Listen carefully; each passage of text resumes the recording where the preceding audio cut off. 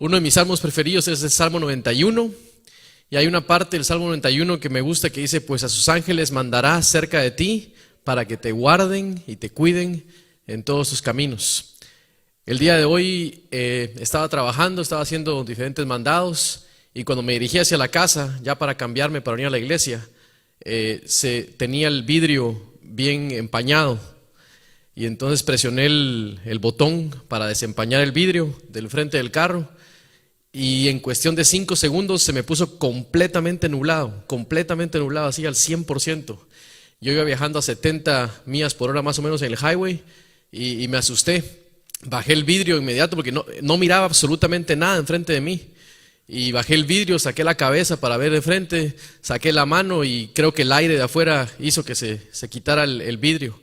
Fueron cuestiones de tal vez 5 segundos, pero me ponía a pensar yo: así de rápido podemos perder la vida, así de rápido podemos tener un accidente, puede pasar una situación, y es importante que tú y yo día a día nos encomendemos en las manos de Dios, que día a día escojamos servir a Dios, que le demos nuestra vida a Dios, porque en realidad no sabemos qué nos va a pasar mañana. El día de hoy estamos aquí, pero el mañana es incierto. Sin embargo, para los hijos de Dios que ponen las manos, su vida en las manos de Dios, Dios nos promete la vida eterna. Ese versículo resonó mucho en mi cabeza el día de hoy, porque dije, de verdad me dio miedo, porque como les digo, en cuestión de 5 segundos que no vi absolutamente nada frente de mí, y a esa velocidad que iba, pudo pasar cualquier cosa. Sin embargo, Dios cuida de nosotros, y estamos aquí tú y yo, es prueba de ello, es porque Dios nos tiene vivos. El título de esta noche es Oraciones, ¿lo leen ahí? Con pies y manos. Tú y yo fuimos llamados a ser los pies y las manos de Cristo Jesús. Tú y yo fuimos llamados a ser el cuerpo de Cristo Jesús. Y muchas veces veo yo que como cristianos no actuamos realmente como Dios quisiera. Y usamos frases como: que Dios te bendiga, ve con Dios y Dios te va a ayudar, estaré orando por ti.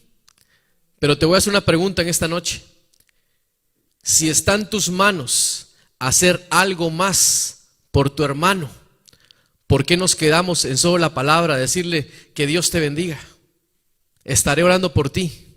Y claro, las oraciones abren puertas, las oraciones son milagrosas, Dios es milagroso y Dios va a orar en la vida de la persona, pero posiblemente Dios te ha enviado a ti y te ha enviado a mí para que seamos ese camino para que la otra persona pueda ver a Jesús.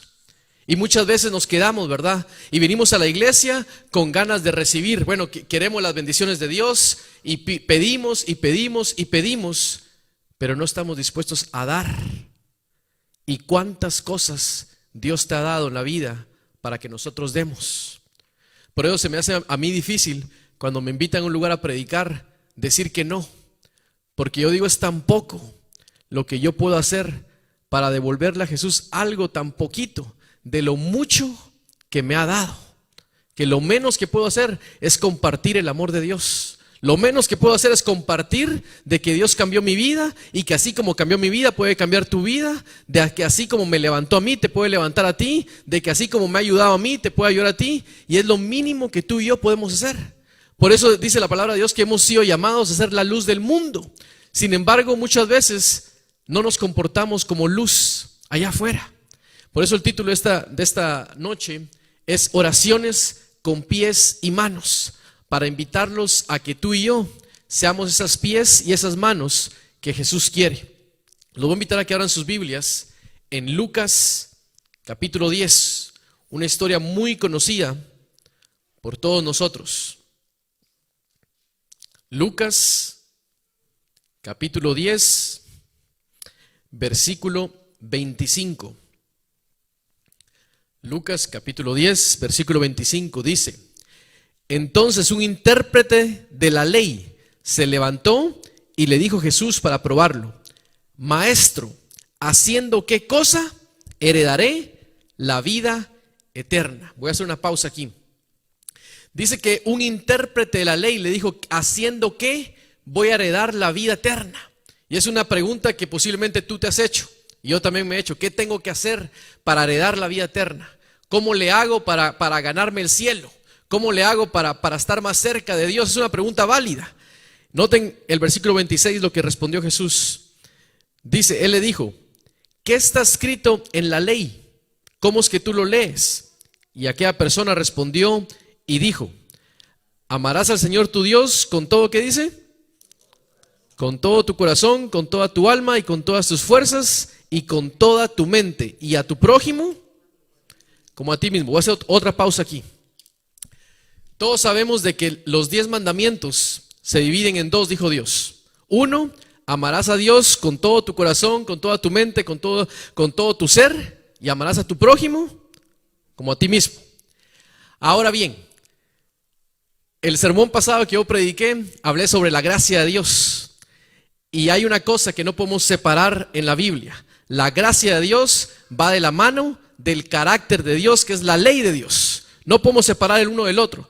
Si bien es cierto que somos salvos por gracia, si bien es cierto que no importa lo que tú y yo hagamos, no importa los requisitos que llenemos para ganarnos el cielo, porque es imposible ganarse el cielo, solo lo podemos lograr a través de la gracia de Jesús. También es cierto, porque somos salvos por gracia, ¿verdad? También es cierto que el carácter de Dios, que la ley de Dios refleja, son frutos del reflejo que tú y yo tenemos de la comunión con Dios. Entonces, cuando yo he aceptado a Cristo Jesús como mi Salvador, cuando yo he aceptado a Dios en mi corazón, entonces automáticamente los frutos que tengo son frutos del Espíritu Santo. Entonces, por frutos, por coincidente aceptar a Dios, soy guardador de la ley de Dios. Y entonces la ley de Dios no es pesada, porque cuando estás en comunión con Dios, te deleitas en la ley de Dios. Te agrada venir a la iglesia. Te agrada compartir con los demás, te agrada amar a tu prójimo, te agrada perdonar a tu prójimo, te agrada no mentir de tu prójimo, te agrada no chismosear de tu prójimo, porque Dios está contigo. Entonces dice, ¿qué puedo hacer para ganarme la vida eterna? Y le dice Jesús, bueno, ¿cómo interpretas la ley? ¿Qué es lo que miras en la ley? Dice, bueno, amarás a Dios con todo tu corazón y amarás a tu prójimo como a ti mismo, y si cumples eso, entonces te ganarás la vida eterna. Por eso hice este énfasis aquí, porque siempre está este conflicto teológico que yo veo, que bueno, dice, o es la ley o es la gracia. No, es que somos salvos por gracia, pero la ley es resultado de nuestra comunión con Dios. Es como que yo le diga a mi esposa, no, yo te amo de palabra, pero si la estoy tratando mal, pero si le estoy mintiendo, pero si le estoy pegando, ¿en realidad la amo o solo lo estoy diciendo de palabra? Y muchos de nosotros de cristianos hacemos lo mismo. Decimos, no, es que Dios, yo le entrego mi vida a Dios. No, es que yo estoy con Dios, y lo decimos de palabra. Pero es un buen momento para que pongamos a analizar y pensemos, ¿en realidad estamos amando a Dios de palabra o lo estamos haciendo con el corazón? Porque las obras reflejan lo que hay en nuestro corazón. Versículo 29 dice, pero él, queriendo justificarse, le dijo a Jesús, ¿y quién es mi prójimo? Y Jesús le respondió y le dijo, había una vez un hombre que descendía a Jerusalén, a Jericó, cayó en manos de ladrones, los cuales lo despojaron, lo hirieron y se fueron, dejándolo medio muerto. Y aconteció que descendió un sacerdote por aquel camino, y al ver lo que dice, pasó de largo. ¿Pero qué dice? Un sacerdote pasó de largo. Y asimismo vino un levita, llegado cerca de aquel lugar, y al ver lo que dice, pasó de largo. Pero un samaritano que iba por el camino vino cerca de él, y al verlo fue movido, ¿qué dice? Con compasión, acercándose, vendó sus heridas y echándole aceite y vino, lo puso en la cabalgadura y lo llevó al mesón y cuidó de él. Y al otro día, antes de partir, sacó 2 denarios y le dijo al mesonero, y le dijo, cuídamelo, y todo lo que gaste más, yo te lo pagaré cuando regrese. ¿Quién refleja en esta historia el amor de Jesús? El samaritano. Pero la primera persona, ¿quién era? Un sacerdote. O sea, el sacerdote debería de haber reflejado el amor de Dios, ¿sí o no? Debería. En papel, el sacerdote tuvo que haber reflejado el amor de Dios, sin embargo no lo reflejó. Y es ahí donde les digo, no porque estamos sirviendo a Dios es que tenemos una relación con Dios. No porque venimos a la iglesia es porque automáticamente somos buenos, sino cómo tenemos la relación nosotros con Dios. Entonces, un samaritano, y si vamos a más profundidad en la historia, el samaritano no valía nada. El samaritano era como de los no convertidos, no era del pueblo de Dios. Sin embargo, el samaritano me dice que el samaritano tuvo misericordia de esa persona. Y cuando yo pongo a pensar en el samaritano, se me vienen a la mente muchas personas en la Biblia que no pertenecían al pueblo de Dios, sin embargo dieron testimonio de Dios. ¿Se acuerdan de Naamán cuando fue a bañarse al río? Él no era el pueblo de Dios, sin embargo creyó en Dios. ¿Se acuerdan de Rahab cuando llegaron los espías a Jericó y entraron? Rahab no pertenecía al pueblo de Dios, sin embargo ella mostró el amor de Dios. Quiere decir que la salvación llega a buenos y a malos, a ti y a mí.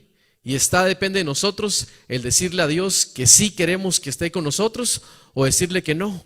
Dice entonces que el samaritano actuó de buena forma. Él sí mostró el carácter, el amor que Dios pretende para nosotros.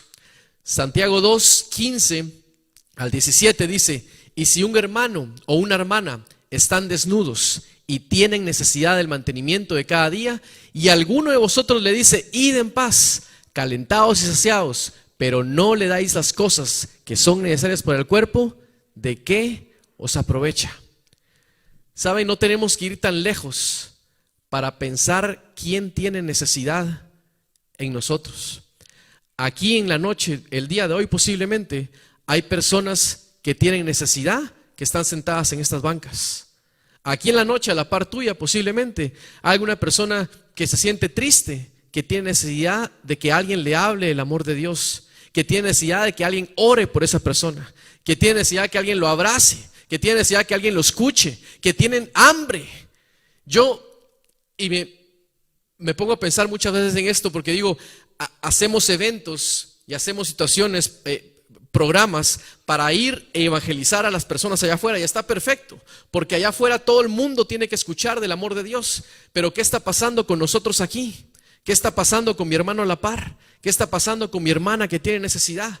Y por eso me llenó mucho de felicidad cuando con los jóvenes acordamos de que el 31 íbamos a ir a la montaña a predicar, a llevar rótulos de orar por las personas. Sin embargo, cuando vi las votaciones de los 10, 11 que votaron, si lo hacíamos el culto allá en la montaña o lo hacíamos aquí en la iglesia, creo que el 40% pedía aquí en la iglesia. Y entonces me puse a pensar y dije, bueno, estamos evangelizando o tratando de llevar el evangelio a personas que no conocemos, cuando las personas que sí conocemos, nuestros hermanos, necesitan del amor de Dios. Y entonces, antes de ir allá afuera a predicar del amor de Dios, antes de ir allá a decirle que hay un Dios vivo, tenemos que empezar por nuestra casa. Tenemos que empezar amando a nuestro prójimo, amando a mi esposa, amando a mi inmediato, amando a mi tío, a mi hermano, a personas que tenemos cerca. No hay necesidad de ir tan lejos para ver que hay necesidad cerca de donde tú estás. Y díganme si no es cierto, díganme si se ponen a pensar ustedes, 2 o 3 personas, hay necesidad cerca de ustedes. Ustedes no lo saben, pero yo tengo mi lista secreta de 10 amigos en la iglesia. Tengo 10, 15 amigos y yo los apunto. Cuando mis amigos no vienen a la iglesia, yo los llamo. Cada 2, 3 semanas yo les escribo: hey, ¿cómo estás? ¿Cómo te sientes? ¿Necesitas algo? Yo entendí que yo no puedo cubrir toda la iglesia porque es imposible. Y yo entendí que posiblemente las amigas de Nora no son mis amigas porque no tenemos mucho en común. Pero Dios utiliza a Nora para llegar a esas personas. Y Dios te utiliza a ti para llegar a otras personas. Y Dios utiliza a Jimmy para llegar a otras personas. Entonces, si todos hacemos una cadena, todos somos el cuerpo de Cristo. Y en el nombre de Dios vamos a llegar a más personas. Pero solos no podemos. Necesitamos de Cristo Jesús y necesitamos de un corazón dispuesto. Porque si no estás dispuesto a compartir el evangelio, no puede llegar, Dios no puede trabajar en la persona que no quiere. Cuando yo me puse a estudiar sobre el buen samaritano, cuando me pude estudiar con este tema, le pedí a Dios que me diera ganas y deseo de compartir a Dios, a los demás. Que mis palabras no se quedaran en, como les dije al principio, ve con Dios, voy a estar orando por ti. Que sean acciones y no solo palabras. Cumplir, y eso fue lo que nos llamó a hacer Dios, cumplir las necesidades de nuestros prójimos. Antes de predicar de la palabra, es cierto, antes de predicar de la palabra los llenaba de ¿qué necesitas? ¿Qué te hace falta? No hay forma mejor de predicar que esa. Yo entendí que mi trabajo es un canal de bendición. Yo recuerdo una vez una señora en el trabajo, mujer, me dijo, Sergio, quiero trabajar el domingo porque necesito trabajar. Y yo le decía, no, porque es que me va a estar llamando por teléfono y que necesito, y yo el domingo quiero descansar. No, por favor, mire, que yo necesito trabajar. Y bueno, fue a trabajar. Y yo recuerdo que le dije a mi esposa, le dije, ay, me siento mal que estén trabajando ahí. Pues bueno, vamos a comprarle comida, llevémosles aguas y todo. Y bueno, llevamos. Cuando nos llevamos agua, yo me sentía mal por esta señora. Sin embargo, esa señora se bajó del techo y me abrazó y me dijo, Sergio, gracias, porque gracias a este día de trabajo yo pude pagar la renta que la debía. Y este día extra que pude trabajar me sirvió. Inmediatamente me puse a pensar de que mi vida, mi trabajo, mi carro no me pertenece a mí, le pertenece a Dios.